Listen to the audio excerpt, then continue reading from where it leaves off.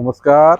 आप सभी पशुपालक भाई को यूट्यूब चैनल पशुपालन जानकारी में स्वागत है।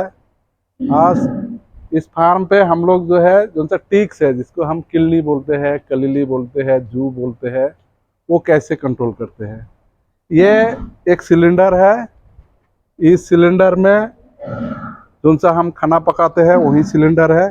सिलेंडर में ये जो है पाइप है, रेगुलेटर लगा हुआ है, और ये जो है फायर गन है। ये जो है गन है फायर। ये जो है कितना बढ़ाना है, कितना कम करना है, ये वाला है इसमें। तो इससे हम क्या करते हैं, जैसे टिक्स है, कलीली, ये जितना भी पशु जहाँ पे रहता है, पशु के बारे में जो सा कोना होता है वहाँ पे ही जो है टिक जो है रहता है। इसको हम इस जो सा आग है, इस आग से हम जो है हम लोग उसको जो है ऐसे करके जो है जला देते हैं। कहीं पर भी अगर टिक रहेगा, जू रहेगा, कलीली रहेगा, वो सब जो है ऐसे करके जल जाता है। तो जो सा टिक्स है, टिक्स क्या है, कलीली ये एक परजीवी है। ये परजीवी मतलब वो दूसरा पशु के शरीर में रह के उसका खून चूस के जिंदा रहता है। तो पशु के शरीर में जब ये रहता है तब ये बहुत सारे बीमारी का वाहक भी होता है, मतलब बहुत सारे बीमारी जो है वो ले आता है। ये टिक्स कलीली जब किसी भी बीमार पशु का खून चूसेगा तब उस बीमारी का कीटाणु जो है अपने शरीर में लेगा। उसके बाद वो जब कोई हेल्दी एनिमल में जाके बैठेगा, उसका खून चूसेगा, तब उसमें जाके वो जो सा बीमारी का कीटाणु है वो वाला वहाँ पे उस पशु में हो जाता है, उस पशु में हो जाता है। तो ये जो सा कलीली है, ये कलीली बीमार को जो है फैलाता है। दूसरा हो गया बहुत सारे जीवाणु है, कीटाणु है, जिसका एक लाइफ साइकिल होता है। उस लाइफ साइकिल का एक हिस्सा जो है इस टिक्स में ही मतलब कंप्लीट होता है। तो ये टिक जो है उस कीटाणु का लाइफ साइकिल के लिए बहुत ज़रूरी होता है। और तीसरा हो गया ये जो सा टिक्स है, इससे बहुत सारे बीमारी जो है वो फैलता है। और ये जब किसी हेल्दी पशु का शरीर में बैठता है तब उसका खून चूसता है।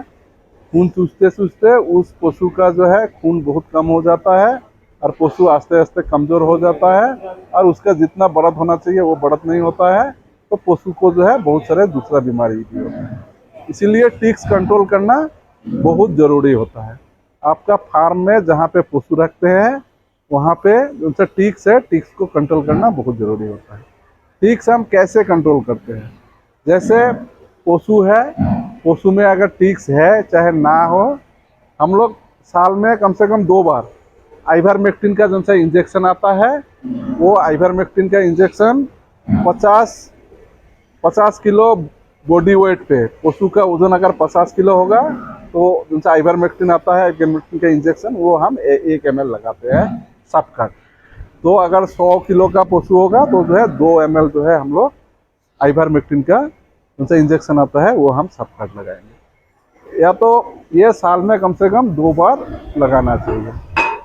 उसके बाद हो गया अगर इंजेक्शन नहीं है तो जो सा आइवरमेक्टिन का वो टेबलेट भी आता है, वो भी हम जो है उस पशु को हम खिला सकते हैं। उस खिलाने के बाद उस पशु के शरीर में जितना भी टिक्स होगा वो टिक जो है मर जाएगा। आजकल जो है वो उसके बाद आ गया ब्यूटॉक्स। ब्यूटॉक्स का सोल्यूशन आता है जिसमें डेल्टामेथ्रिन होता है।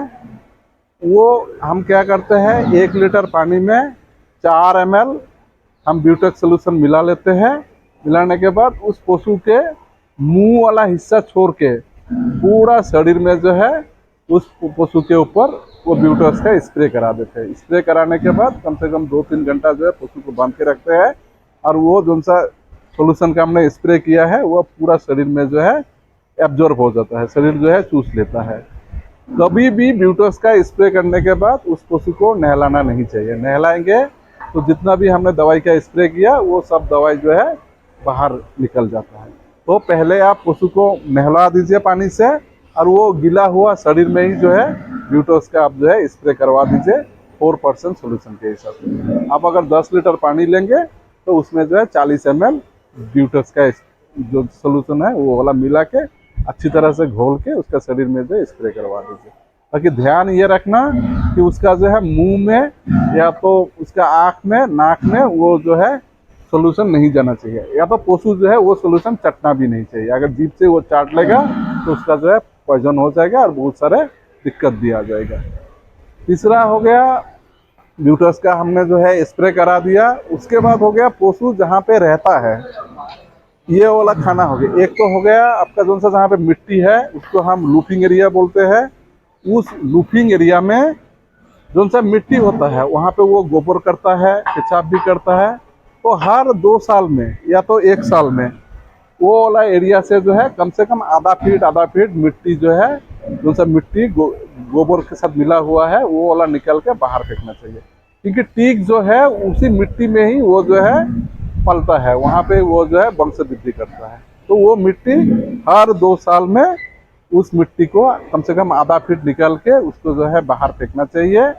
और जो है नदी का जो सा रेता है, नदी का रेता, वो रेता ले आके इसमें जो है बिछाना चाहिए। तो जो सा लूपिंग एरिया है उसका हमने जो है वो चेंज करना चाहिए। तीसरा होगा जहाँ पे ये पशु रहता है इसका तो रोज साफ करना चाहिए। फर्श साफ करना चाहिए। फर्श में जो है आप जो है ब्यूटक्स का स्प्रे करना चाहिए। 4% आपका जो है सोल्यूशन लेना है। 4%, 1 लीटर पानी में 4 ml जो है आपका ब्यूटक्स का सोल्यूशन लेना है। लेके ये फर्श में जो है स्प्रे कर देना चाहिए।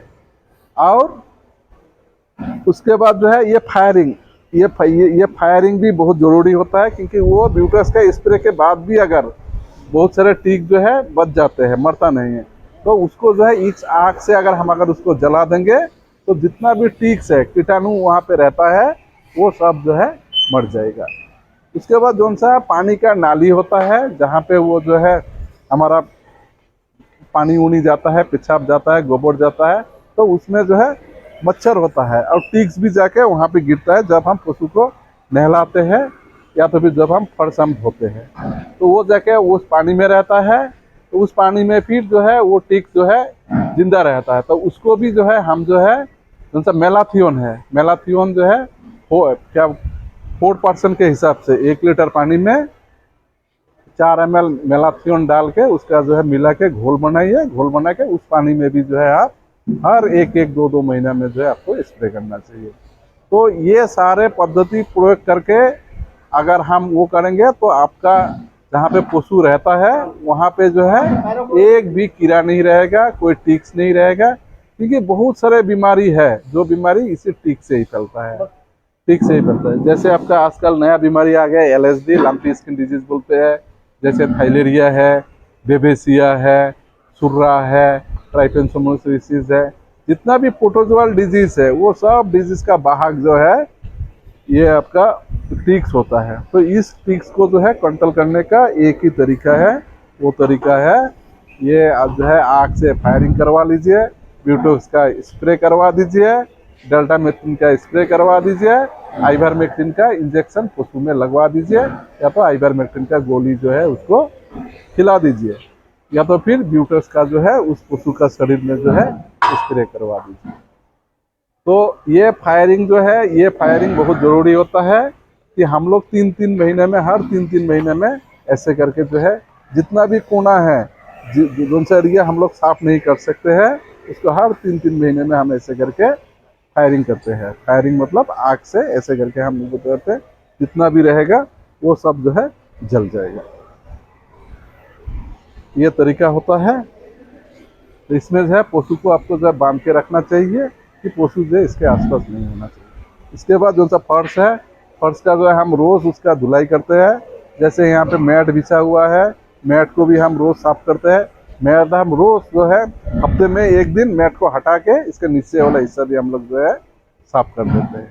तो ऐसे करके जितना भी कोना है उस कोने में जो है ऐसे करके हम लोग जो है साफ सफाई करवाते हैं। किसी पशुपालक भाई को अगर कोई क्वेश्चन रह गया पूछना है तो वो पशुपालक भाई जो है हमारा संपर्क कर सकता है और हमसे जो है वो जो है बात कर सकता है।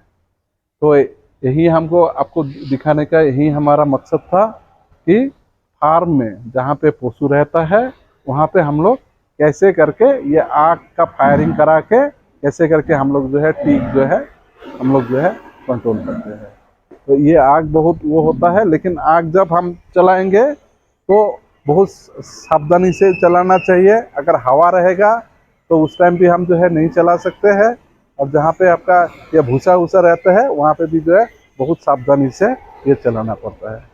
तो कोई भी टीक अगर जिंदा रहेगा ब्यूटस का स्प्रे के बाद या तो इंजेक्शन आइवरमेक्टिन के इंजेक्शन लगाने के बाद, अगर कोई भी अगर टीक्स रहेगा वो टीक जो है वो वाला जो सा टीक्स है ये जो सा फायर है इस फायर में वो जो है पूरा जो है खत्म हो जाता है।